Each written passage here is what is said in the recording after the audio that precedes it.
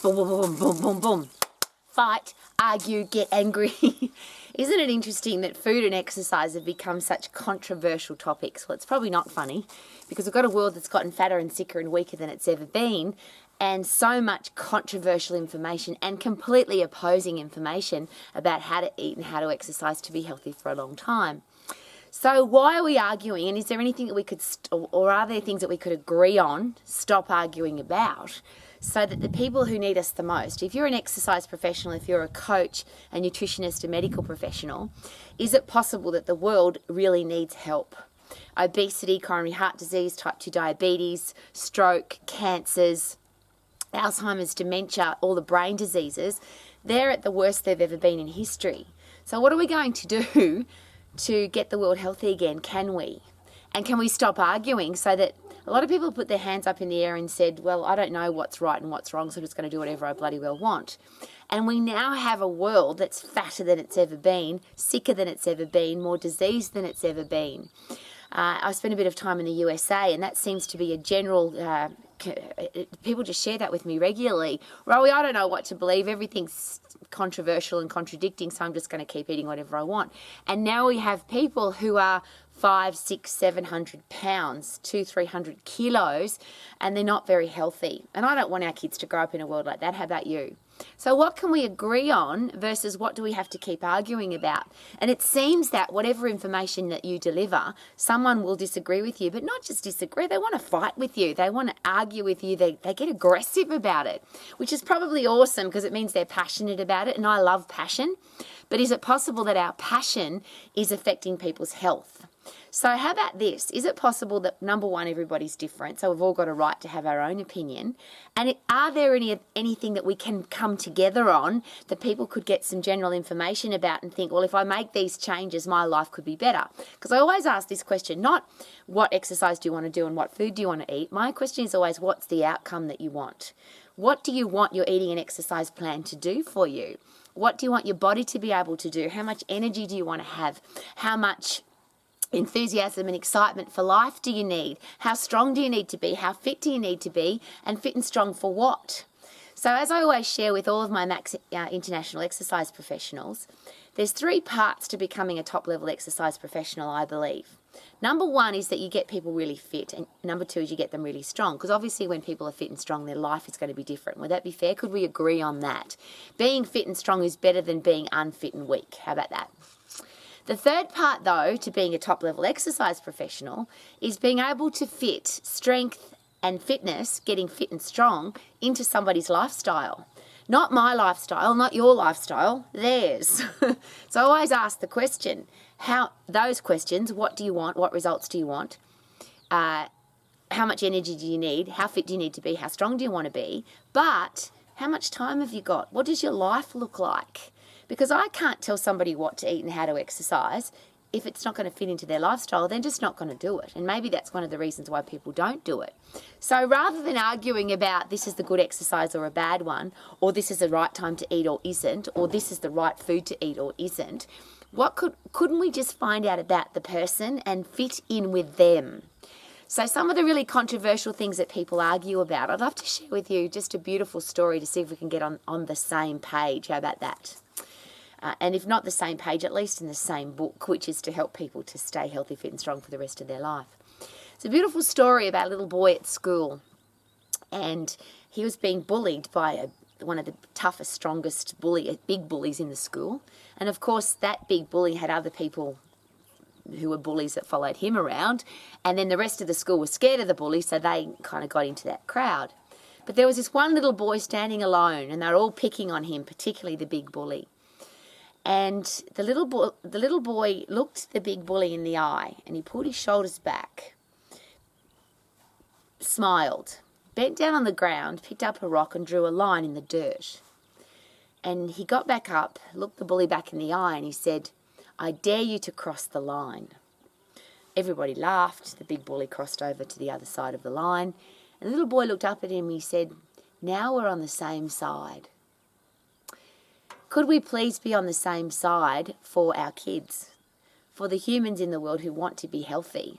Because if we keep doing what we're doing, is it possible that we could turn people off being healthy altogether? And we pretty much have already, by the way, because I'll share it again. We have a population now that is more than 50% sick, more than 50% overweight, more than 50% diseased. It's become normal to be unhealthy. It's become normal to be overweight. It's become normal to be depressed. It's become normal to grow old and get coronary heart disease, type 2 diabetes, osteoporosis, depression, be overweight, and to just be unhealthy. And I don't want that for anybody. So what can we agree on? So I'll give you an example.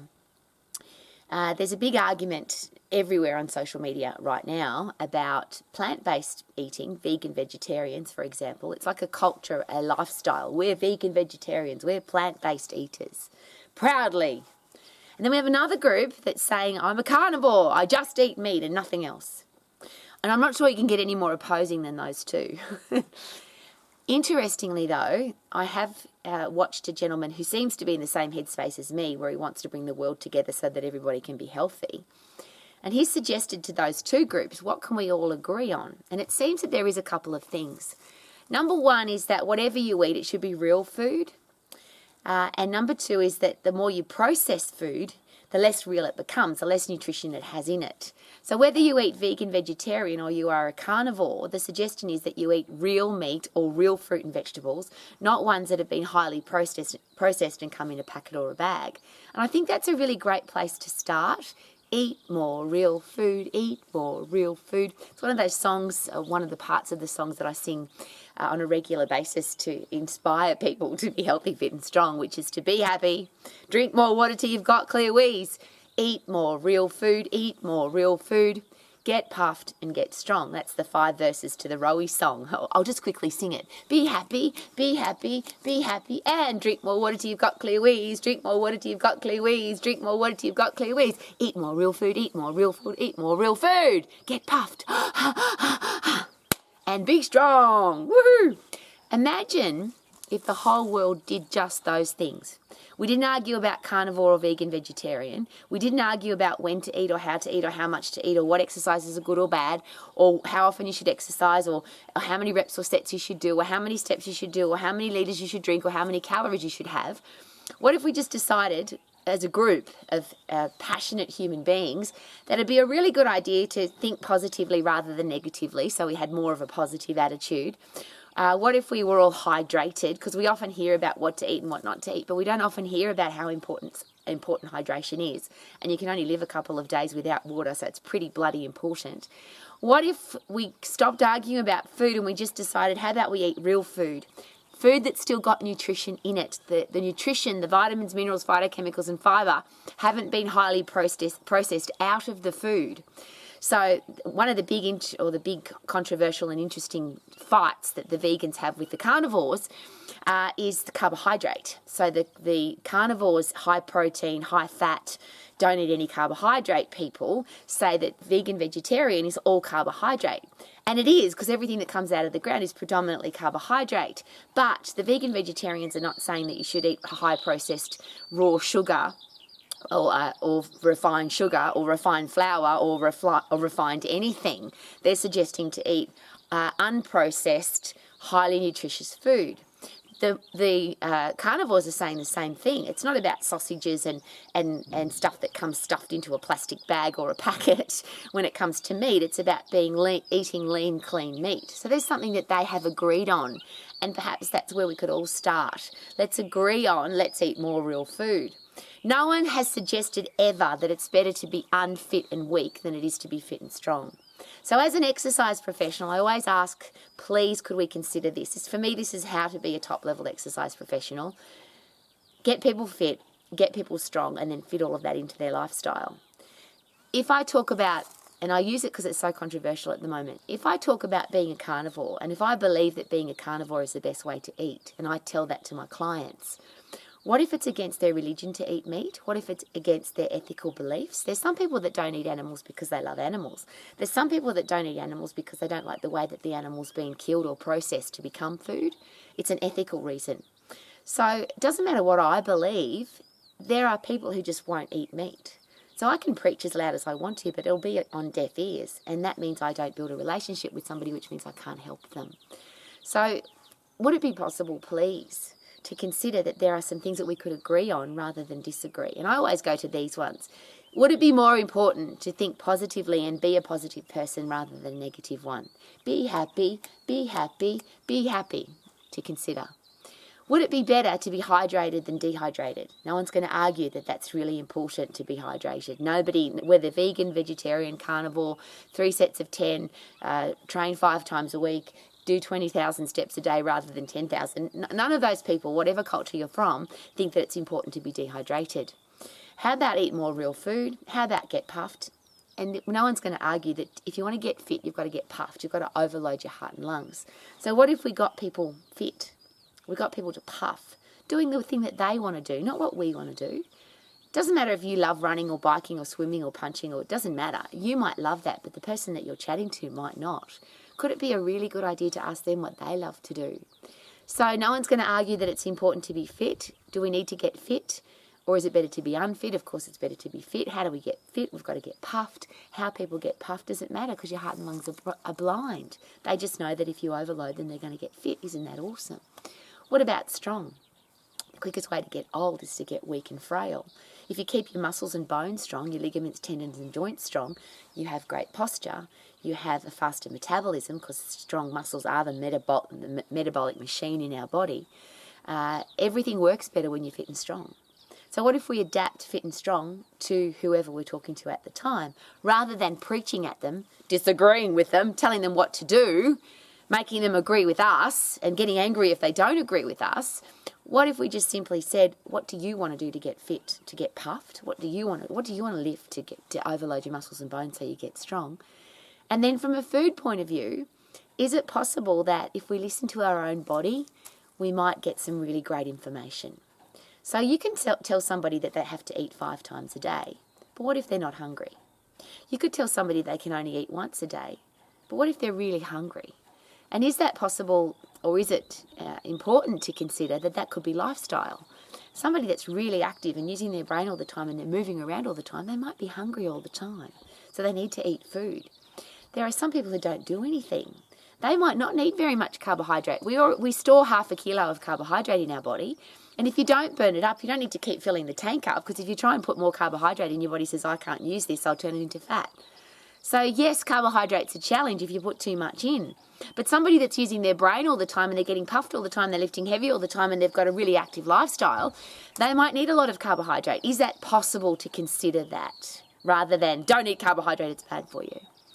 So I always ask this question, wouldn't it be nice to turn your body into a fast food-burning, calorie-burning, fat-burning, sugar-burning, protein-burning, alcohol-burning machine? If I'm really fit and if I'm really strong, is it possible that I'll need more food? I might even need more alcohol. Now, I don't drink alcohol, so it's irrelevant for me. I'm not going to tell somebody they have to drink if they don't want to. But why would I tell somebody not to drink if it's something that's a really important part of their life and they really enjoy it? Particularly when you have a look at the longest living people in the world, and that's what's really exciting.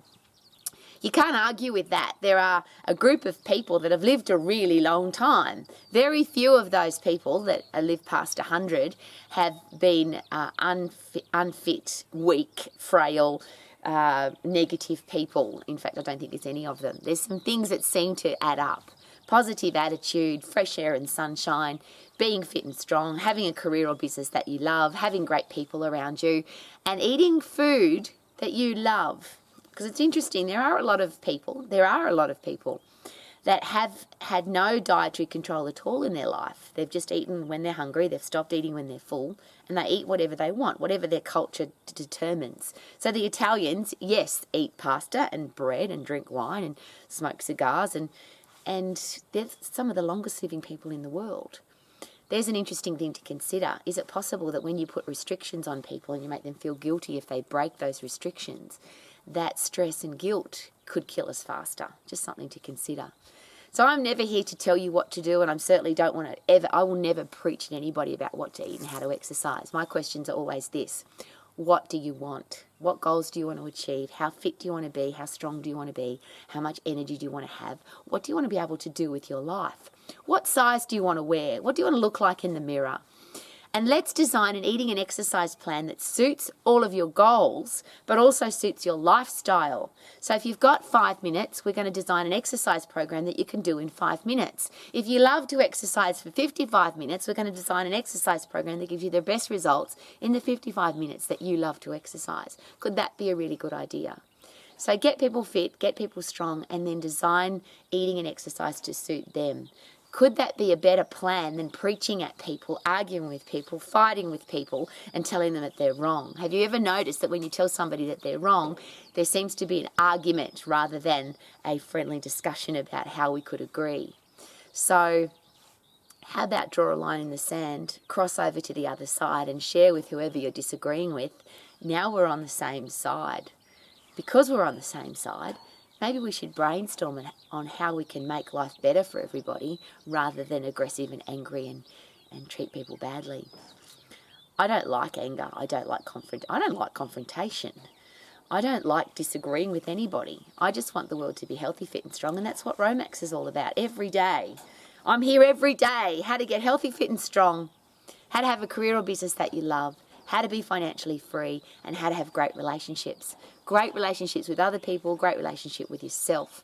And is it possible that if we get angry and aggressive and we fight and we argue, that we might not have great relationships with other people, which means we might have to have a bloody good one with ourselves because we might be on our own all the time? Interesting thing to consider. May your life be exactly the way you want it to be, which is healthy.